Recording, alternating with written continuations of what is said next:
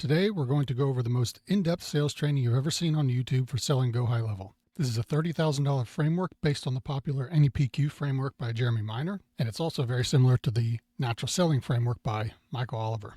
We're going to go through this line by line so you know exactly what to say in the sales call, specifically for selling GoHighLevel. And in this case, we're going to be using Voice AI as the actual product. Let's dive in. All right, so here we are. There's 5 phases to this framework: a connection phase, an engagement phase, transition phase, presentation phase, and commitment phase. A couple mindset tips here before we go in. You do not want to try to memorize a script verbatim. It's going to make you sound robotic.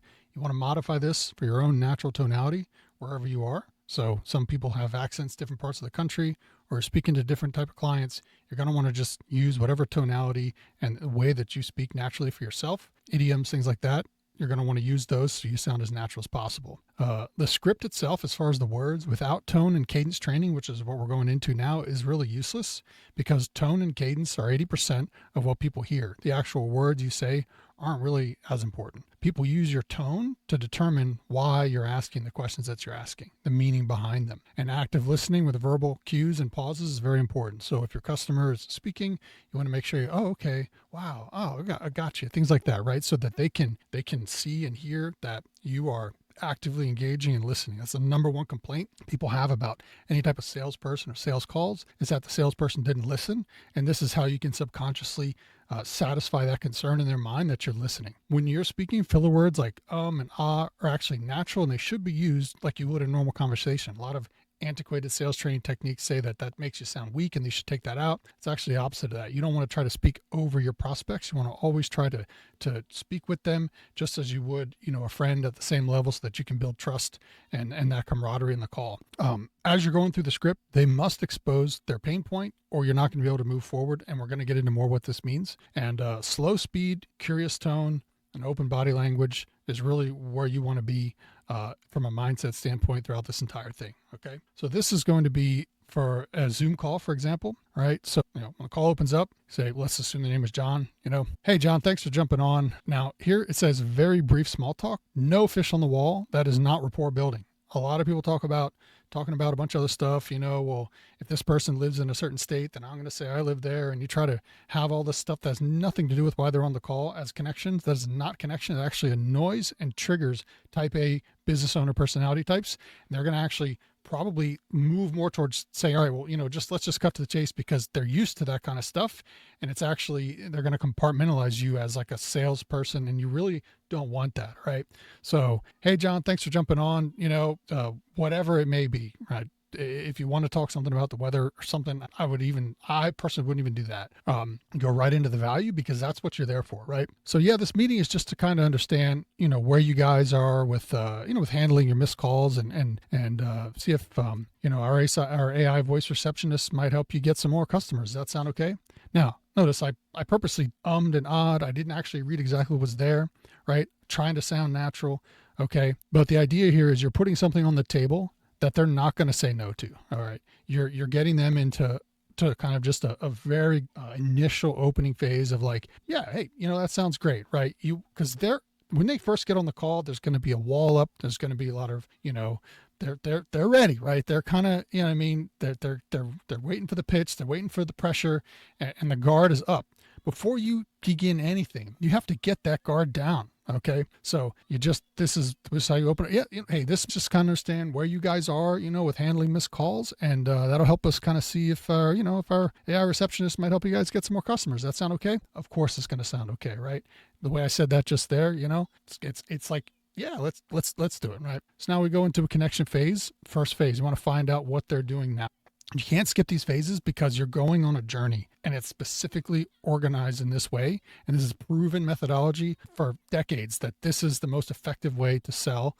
There are old boiler room tactics that are terrible, and you just don't want to use them. You want to do this, right? So the goal here is to just get them talking about the current call handling challenges, right? Again, this is for selling voice AI. So you can come in with something like this. So what are you guys doing now, to handle kind of incoming calls, whether you're, with another customer after hours, right? Let them speak. Let them speak more than you talk. You're asking the questions. Whoever asks questions, they're in control of the conversation. But in this framework, you let them think they don't realize you're in control, right? Because your tone and the way that you're asking, right? You're not saying, so what are you guys doing now, to handle incoming calls, right? No, curious tone. So what are you guys doing now to handle incoming calls, when, after hours and stuff, right? Or whatever. Okay. What kind of systems are you guys using now for, making sure, the calls don't go to voicemail, all right? Or what processing, or depends on, maybe you know some previous information.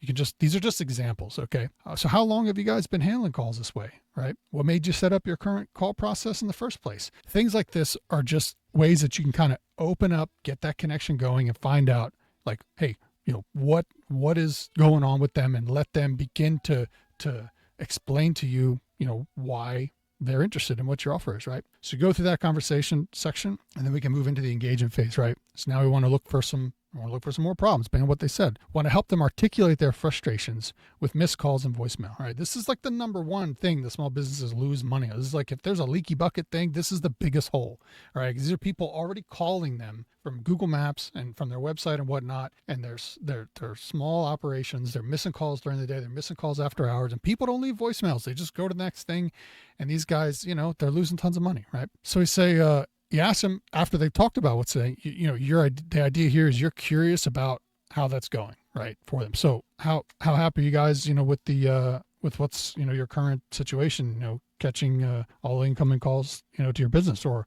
so what's working well about your current call handling process, right? Or so what's not working so great with the phone system right now. Okay. You want to kind of drill into it. Now, they can reply one of two ways. Okay. If they kind of say things are good, right? Oh, well, it's, they start waffling. That's cool. So what part of your call handling, would work best for you? Or is there anything else you like about your current phone setup? If you could make one thing better about handling incoming calls, what might that be? Or why would fixing that matter to your business? Or so why look into other options, for call handling now? Again, this is assuming they have not opened up yet, or maybe they're just kind of like, realistically on the call, they should be, if your marketing is done well, they shouldn't be saying things are fine, because you're literally on a call to sell them a solution to a problem that they have. But again, this is a comprehensive framework here. There can be people that, they haven't opened up yet, and so they're not quite dialing in. So these are ways that you can get them to open up. If they say things are not good, which is really more of what you should be getting, then you would come back with, hey, thanks for sharing that with me. Or, so can you tell me more about that? Like what exactly happens, when calls come in, that you can't answer, right? Or, so how big of a problem is it for your business, when potential customers call and, they don't get through to someone, right? Again, these are just examples of things that you can ask to kind of help them expound and understand more of like, how big is this problem for them? And so we want to go deeper into this. Okay. The whole idea with this is that you want to create a gap in their mind from where they are to where they want to be. That gap is the sale. If they don't feel that gap, if they feel like they're fine where they are, you have no sale. You will not close them. And if you do close them, they're going to churn or they're going to refund or whatever, right? If you just force them to close at the end, you have to dig into this. And it's going to feel kind of awkward at first a little bit, but it actually makes them feel better because you're asking them the right questions as a professional, and it's going to make sense to them. Okay. To where they're like, if you go to a doctor and the doctor is asking you questions, you might not understand all the details, but you can understand based on kind of what they're asking you. Like, okay, so they know more about this than I do. That's what you're trying to do here. This is what builds rapport. Asking the right questions in context to solving their problems is what builds rapport and the trust, not talking about the fish on the wall. So we dig in. So we want to help them feel the weight of their missed call problems, right? So, all right. So John, and you want to use their name a lot. I haven't been doing that now. I kind of messed up, but you want to try to use their name as much as you can. People subconsciously like to hear their name. So John, how long has it been a problem for you guys, missing the calls during busy times, or after hours, right? Oh my gosh, it's been, like 6 months or a year. We've been just slammed and we've lost a lot of business, whatever they might say, right? How has this affected, your ability to capture new business? So John, what exactly has the missed call issue done, to your customer acquisition or to your overall revenue? Oh, we've lost like probably 50 grand in the last 3 months. We try calling people back. They never answer. Oh, John, if you're cool with sharing, how much do you think this is costing you, when people call and they don't leave a voicemail? They need to start thinking now about the serious implications of like what the state that they're currently in. Okay. Because you're painting the picture of one side of the equation right now. So then you continue through. You want to explore possible solutions here. You want to get them involved in designing their ideal call handling solution. So you can say, so Tom, before we talk today, like, have you guys tried to fix anything, right, in your missed call situation? Now, this is very important because these are the things, if they've tried stuff in the past and they've failed, that's what's going to come up as objections later on to closing. They're going to bite you. You have to flush this stuff out first now so you don't deal with objections at the end. And pricing should have already been disclosed in marketing earlier. So you should never be revealing price for the first time at the end. That's setting a bomb up for yourself to, I got to talk to my wife, got to talk to my whatever. No, that's not what we want to do. You definitely want to make sure that there's at least a range of pricing or exact pricing on the website in your marketing funnel before you ever get on a phone call. That's like a no-brainer. All right. So, if they have tried something, we want to dig deeper. So why'd you try that? Or how did that go for you guys? Well, what stopped it from working well enough? Well, we tried to hire this call center and they really just dropped the ball. They dropped the ball. What happened there? Oh, well, but right. You want to always dig deeper and go, why did they, because that's what's going to uncover their pain points. And when they know that what hurt them the most, you can then speak to that much more directly. And that's not going to be an underlying objection later, because anything that's like, I want to think about it, whatever, that's because you didn't uncover it earlier in the sales call, because nobody ever talks about actual sales call training like this, right? I'm giving it to you free here. This is literally can double, triple your closing rate if you just go through this framework and master it. And people are going to sell themselves, right? So, and then if they haven't tried anything, so John, what stopped you from trying to fix this call handling issue until now? Or what stopped you guys from trying to fix this up until today? Well, we just really don't have any extra money, maybe, or some other thing, right? That's going to, again, this is very important to find out why they either failed in a previous attempt or why they haven't tried anything, because you're going to be able to address it here and not at the end when you're trying to close them, which you shouldn't have to really try to close at all. If you go through this framework, they just close themselves. You'll see. Now you can start to pre-frame some things, So John, what would success look like, for your whole business, call handling system, whatever it is in here? How many more leads per week, would be a win for you guys, right? Now, again, it says will be a win. I added for you guys. This is what I mean by do not try to be a robot and memorize the script verbatim. All right. So if you haven't asked this yet, you could ask it now. So why is fixing this important right now for your business? Oh, we got a merger coming up, or we're trying to expand. We got a big plan for the next 2 years, right? Find that out. You don't know unless you ask, because now you can start to use that. Oh, so, in the end, we're going to roll back to the stuff that they talked about so they can see that you're aligned with their incentives, but if you never ask, you won't even know what those things are. You'll be flying blind just trying to sell them something, right? You're going to fail miserably if you do that. Okay. And then here you say, is there anything else you guys are hoping to get, from maybe better call management, right? Now you can adjust this framework for any offer. I'm just using voice AI as the offer here, but you can plug in another offer if you want. So now we get into some emotional questions. We want to connect logical solution to feelings. They need to envision the solution to create emotional high, because after this, we're actually going to take it away to create a pain point that they're going to be, it's basically just going to like lock them in, right? You'll see. So we say, so John, if you never missed another important call, what difference do you think that would make, to your weekly, new customer numbers, or however you want to frame it? Or so besides the business stuff, how would maybe fixing this missed call situation affect you, personally as a business owner? Maybe earlier he talked about, we're in dire straits and I just can't sleep at night and my wife's going to leave me, right? They may have opened up personally. Then you can respond back. How would this affect you? Oh, it would be great. And then they boom, boom, boom, boom, boom. Okay. Or how would your day-to-day be different if you knew like every single potential customer who called, they have the ability to answer 24/7. Oh, that would just be a burden. Every time the phone rings after hours, I got to stop dinner or whatever, right? You're getting them to see that solution rolled out in their mind. It's like, man, that would just be amazing, So John, how would that make you feel to know, like even at like 9 p.m. on a Friday, someone calling is not going to go to voicemail, and you're going to see that conversation summary come in, a few seconds after the call. How would you like that, right? Or whatever, well, that'd be great if I could do that, right? Again, these are all examples. Okay. Now we get into the transition phase. So we pre-framed the success and the win, and they basically, we're going to use our John here. He has now seen his pain. We've dug into it. He's identified it. A lot of people don't want to do that. They don't want to think about the pain. And so that's why we have to do it, so they can really see their situation. We've got them to envision what life would be like with it all fixed. And now we're going to rip it away. And we're doing this because we want to create that gap between a dopamine high of where it is to where they don't want to be, so that they're like, no, I don't want to be there. I want this, and I want this now. Okay. This is how you create that urgency. This is how you avoid, assuming you've uncovered all the things, right? Getting the procrastination stuff, right? So we have a create urgency. We want to rip away the solution to create an emotional gap from where they just were to where they don't want to be. Okay. So John, with all that said, what happens if we don't do anything and things just kind of stay the same? Like how would that look for you guys, Or John, have you thought about how many people are calling, your competitors after not getting through to you? Or so John, if we keep doing what we're doing now for the next 6 months, what might happen to the business? Or other pain points that they mentioned, right? If they talked about something else, maybe it's personal. Do you think your wife would actually leave you after 6 months if we didn't make a change here? Or whatever, this is where you're going to have to just get the reps in and get kind of under your belt enough to be able to zig and zag in the call, but still keeping within, moving through these phases, right? And now they can say, oh man, if we don't do this, if we don't get to that, then XYZ is going to happen. I definitely don't want that. Okay. Because at this point, if you were to say to them, you know what, John, I don't think I'm going to sell you this.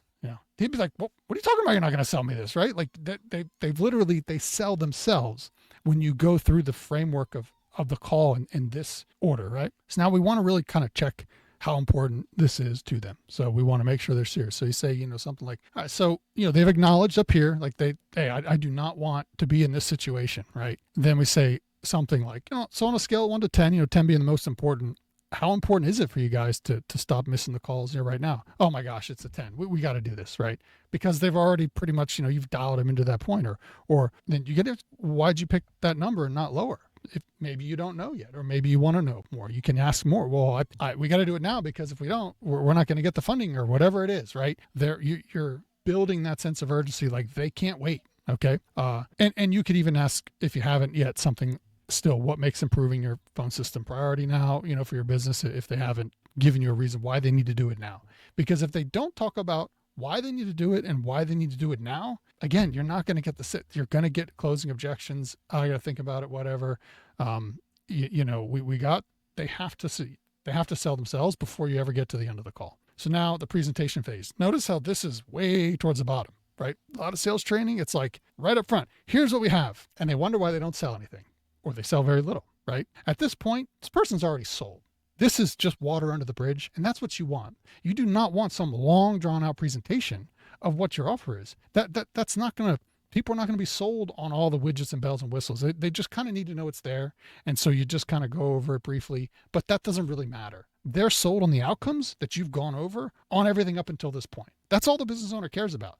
How do they get that? And again, price should have already been disclosed, so you don't deal with pricing objections towards the end, or at least a range of pricing based on your offer. So here we want to bridge from their problems to what you offer. So yeah, all right, John. So hey, based on what you told me, you can say something like, let me make sure I have this right so far. So here's where you're going to summarize kind of what you've talked about. So, because right now, they're like ready to go, and you really want them to know, okay, you've listened to everything and you understand it all. And so that way, when you give the presentation, they can have that confidence knowing that you fully understand their needs, because they've just disclosed them to you, probably like they've never have to anyone else ever they've talked to in a sales call, right? So you say, you said that, right? And you repeat their main problems with whatever it is, and that's causing whatever it affects, lead generation, business, whatever pain. And then, John, did I get that right?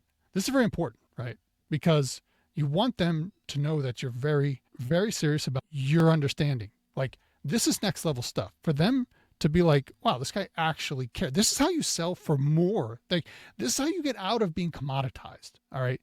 When someone has trust with you at this level, they're willing to, not like ridiculously more, but they're definitely willing to pay more, because they have a whole nother level of connection with you and your offer than probably the 10 other people they've talked to that just gave them some pitch. Here's what we have. They commoditized them on price and they just went to the next person, right? You're not in that game. You are not playing that game, right? So it's, John, all right. So based on what you told me, let me kind of make sure I got all this right so far. So you said this main problems, and that's causing you these outcomes that we don't want, right? Did I get all that stuff right? Wow. Yeah, Jared, it's exactly what's going on, right? However they respond, right? So, all right, John, well, based on what you told me, I do think our AI voice receptionist would be a good fit for you guys. If you're interested, I can show you a quick demo on how it works. I mean, they're sold by now, right? This is more just, again, water under the bridge. And so you can show a solution. Now, this is going to be different for your offer. I just have this in here for voice AI, so you can go through, all right, so what we do is implement a custom coded advanced AI voice receptionist that's trained on all the details about your business.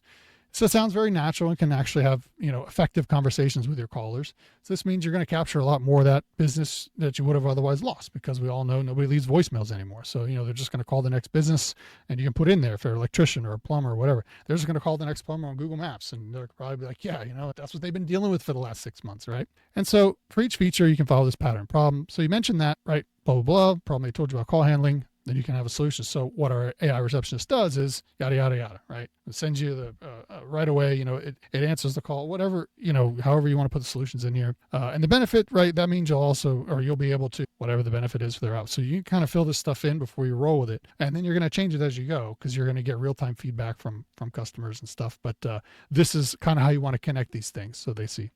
And then here's specific features you could highlight. Our AI receptionist answers calls. We can go through these.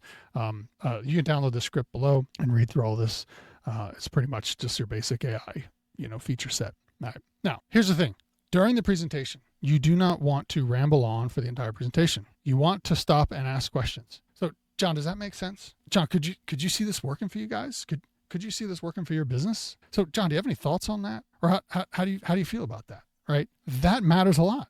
Hey, you care about how they feel. You care about if it makes sense to them, because if you just ramble on the whole thing, you start to tune out. If you're still watching, you probably started to tune out while I was talking about the presentation there. That's proof that that's the least important part of the conversation. Yet all these sales reps put all this effort on the presentation like it's a big deal. Like, no, that's the least effective part. Okay. And if you're, like I said, you probably tuned out of all the whole video. When I was reading about the presentation, that's when your brain probably checked out the most. That's what your prospects are doing. That's why you don't spend a lot of time on this. Okay. So commitment phase. Here's where we want to ask for the commitment. Now at this point, you should know whether you have a sale or not. And we want to get them to decide based on their own thinking. So John, based on everything we've talked about, do you think this would work for you? Yeah, Jared, this would be perfect for us, right? Again, what if you try to say, you know what, I'm not going to sell it to you now? They'd be like, what are you talking about? You're not going to sell it to me now, right? They're already sold. So why do you think that would help? Whatever the situation is, let them convince themselves. Well, that would, it would help because X, Y, Z. All right. At the end, right? Once you're satisfied that you've kind of, you don't want to go crazy beating a horse to death. Once you feel comfortable enough to kind of close things out, you say, all right, John, well, hey, that's so far as everything on my end. The next step would be, setting up forwarding on your end so the calls go to the AI instead of your voicemail. How do you want to move forward? That's it. That's your close. How do you want to move forward? Let's do it, right? Or you're going to get an objection. And I'm going to have another video on objection handling. You shouldn't have objections, to be honest with you, because if you do, it means you didn't uncover something properly earlier in the sales process, in the script, or you didn't have price, like they if they don't know what the price is towards the end, that's a fail. Do not do that. They should be qualified on the big stuff in your marketing before you get on a sales call. So you don't get things like, well, I don't have any money, or, we don't even get calls on the phone, or so. Like you should never even have conversations. If you have people like that and you're having conversations with them, you have a marketing issue big time. You got to fix that, right? By the time someone gets on the phone with you, they should understand your offer. They should know what the price range or the exact price is. And you're there to help them get, actually turn that on, process that to get them from where they are to where they want to be. But you're going to go through this process in that call. All right, so that's that. If you want to download this, the link is below. You can also join my free GoHighLevel Nerds group. The link for that's below as well. And if you want to learn how to build a voice AI chatbot in less than 5 minutes, watch this video.